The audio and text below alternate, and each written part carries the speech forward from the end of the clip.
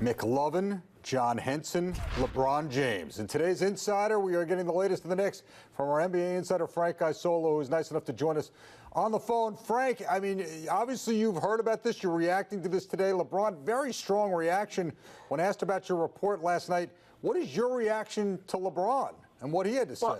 Well, I think he wasn't going to confirm the story. I think, all you guys know that, and the Cavaliers weren't going to confirm it. I was surprised at how personal he got. But then again, he got very personal about a week ago with Charles Barkley as well, and he said that there's a new sheriff in town. So maybe, with the political climate being what it is today, that seems to be, we even have our politicians, whenever they read something that they don't like, their way of dealing with it is to attack the person that wrote it. That seems to be what LeBron is doing in this case. But if you go back to 2 weeks ago, after they lost to New Orleans, he came out and said they needed to do something. He used a lot of profanity. He said they had to find a playmaker.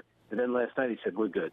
Well, which one is it then? And the idea that LeBron might have some influence over the organization, I mean, is he trying to suggest that would be a stretch? Come on now. Yeah, I think you're right. Everybody would certainly believe he has total control of that organization. Give us the details of your report for anybody who's been under a rock and has not heard. Give us the details of your report, which essentially is that LeBron is pulling out all the stops to get Melo to Cleveland. Yeah, he wants Carmelo Anthony to be in Cleveland, and the only way the Cavaliers would trade Kevin Love would be in like a three-way deal. That's the only way they can do it, because you really can't trade. How are they going to justify trading Kevin Love for Carmelo Anthony? He's younger. He's a better defensive rebounder. Look at what Kevin Love did the last two games. He had a great game against the Knicks. Last night he had 39, and I think it was 12 in a win against the Washington Wizards. So at this stage of the game, Kevin Love is better suited for the Cleveland Cavaliers. But if you can somehow get Carmelo and not give up Kevin Love, now you're kind of adding that fourth guy, which is obviously what Golden State did during the offseason.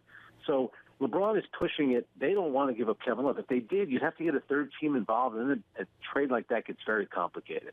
All right, the Cavs deny, and the Cavs had forceful denials too, to your story, that they're willing to do that. But in the end, if LeBron, as you mentioned, having so much pull over that organization, if he wants that trade or wants Melo, doesn't their organization have to bend to his wishes? You know what?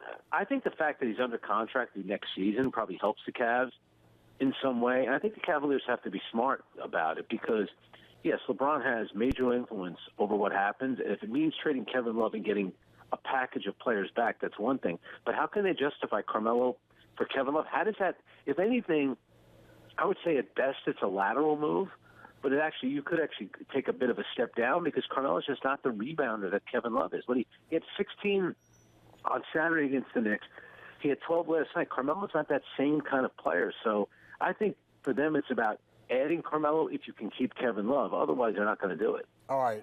You've written, I think, very wisely the last couple of weeks that if the Knicks are going to deal Carmelo Anthony, they should get draft picks and undergo a full rebuild here. What's the best scenario where that could actually happen? Yeah, that is a problem. That's why when you start talking about a third team, maybe you can recruit the Boston Celtics into it because they have a lot of picks. They're not going to give up the number one overall, the Nets pick, which could be the number one overall pick. That is not going to happen. So people need to put that aside. The Knicks would never be able to get that pick for Carmelo Anthony. But the Knicks should try to get, when you're trading a player like Carmelo Anthony, you're looking for salary cap relief or players. or draft picks. That's why trading him for Austin Rivers and Jamal Crawford makes absolutely no sense. First of all, you're giving away the best player in the deal, and you're taking back more contract. That's counterproductive to do something like that. So to rebuild, if you're going to trade Carmelo, you have to get young players, salary cap relief, and/or draft picks. But the question is, should Phil Jackson be the guy that is in charge of that? Look at the job he's done thus far. Well, you bring up a good point, and I was going to ask you, how does Phil sit quietly while all this goes on? But then he tweeted today, breaking his Twitter silence. I think it was his first tweet since he talked about the breakup of him and his girlfriend, where he talked about, he praised a writer, Kevin Ding of the Bleacher Report, who basically said that Carmelo Anthony has never adjusted to the different kinds of veterans around him. He's just not a winning ball player. What was your reaction to Phil's tweet and the article that Kevin Ding wrote? Well, again, it's Phil Jackson trying to publicly pick a fight with Carmelo Anthony. I cannot believe that the Knicks organization that loves to keep everything inside and accuses the media of trying to stir things up, how they're just going to sit back and allow this to happen. It's really unbelievable. And all Carmelo Anthony has done, he's not the perfect player. We will all admit to that. But he's always taken the high road when it's come to this. The fact that the team president would respond to a story about how Carmelo Anthony, is what he is, and the Knicks will never be able to turn him into a winner. And basically, Phil Jackson is saying that that's true in a tweet. I mean, I cannot believe that a president of a team conducts business like this.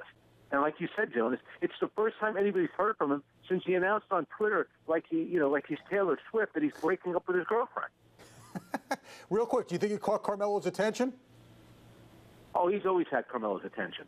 Yeah. And I'm sure it bothers. You name me the player in professional sports, in any of the major sports, that has to deal with their team president constantly taking little digs at him from high atop Mount Triangle and never has to address it to the media.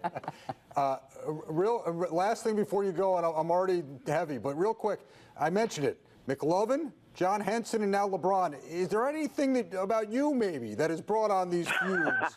And Jonas, I find your personality to be very easy, Frank. At least you like me, Jonas, so I'm good with that. I do, Frank, and we might have taken a circuitous route to get there, but I certainly do. And thank you for coming on, Frank. Thanks, guys.